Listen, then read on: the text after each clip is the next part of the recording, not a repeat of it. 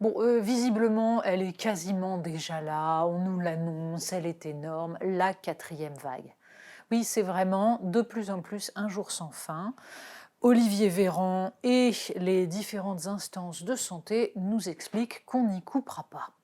Alors, pour l'instant, on peine à voir véritablement les chiffres précis. Bien sûr, les contaminations cessent de baisser, elles augmentent même très légèrement dans certaines catégories de population, les plus jeunes pour le dire simplement, les moins vaccinés aussi. Et on se doute que le risque immense est de vivre exactement ce qui s'est passé l'an dernier, c'est-à-dire tout simplement un virus qui circule à bas bruit pendant l'été et qui ressurgit dès les premiers froids arrivés. D'accord. À ceci près que on ne peut pas se départir d'une sorte de gêne en entendant ce discours-là. Premier point,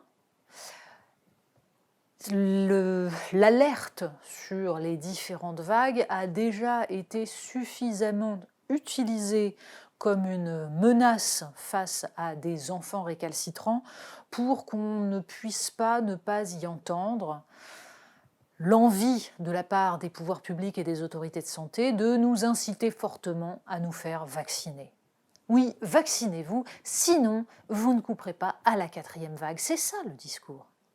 Alors, on peut considérer raisonnablement que la vaccination est un outil utile, important, qui a fait progresser l'humanité, et pour autant ne pas aimer cette instrumentalisation du danger qu'on ne peut pas ne pas ressentir dans les propos de certains représentants du corps médical. Les mêmes qui nous expliquent systématiquement que de toute façon, il n'y a pas d'autre solution que de s'enfermer tous chez nous. Et puis les mêmes qui maintenant agitent non seulement la quatrième vague, mais la cinquième, la sixième. Bref, on finit par se poser la question, mais après tout, est-ce que ça aura servi de vacciner toute la population si les supposés experts, les supposés sachants, en sont déjà à nous dire qu'il est inéluctable que nous vivions de nouvelles vagues?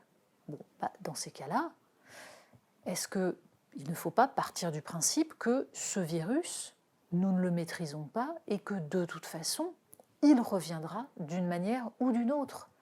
Est-ce que le vaccin est efficace ou pas? En fait, ce qui nous manque pour l'instant, ce sont tout simplement de véritables données statistiques, de véritables informations sur la question des recontaminations, sur la question de savoir si ceux qui ont été vaccinés tombent malades significativement ou pas. Parce que savoir qu'il y a des gens qui sont positifs au coronavirus, ce n'est pas grave s'il s'agit simplement d'un positif asymptomatique ou d'une petite fièvre pendant 24 heures. L'enjeu, c'est d'éviter que les services de réanimation ne soient de nouveau saturés, puisque c'est ça qui fait qu'on nous enferme tous. Or, en Israël, au Royaume-Uni, la vraie question, c'est celle-là.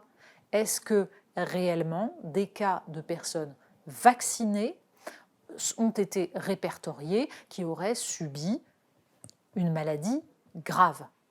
Pour l'instant, rien. On nous parle taux de contamination globale, on nous parle remontée des taux positifs, sans qu'on sache véritablement s'il faut de nouveau craindre cette maladie ou pas. Y a-t-il un moment où on va regarder rationnellement les choses et se demander comment on gère ce virus, comment, encore une fois, et on l'a déjà dit ici, on vit avec ce virus, puisqu'il est là et qu'il ne semble pas avoir envie de disparaître.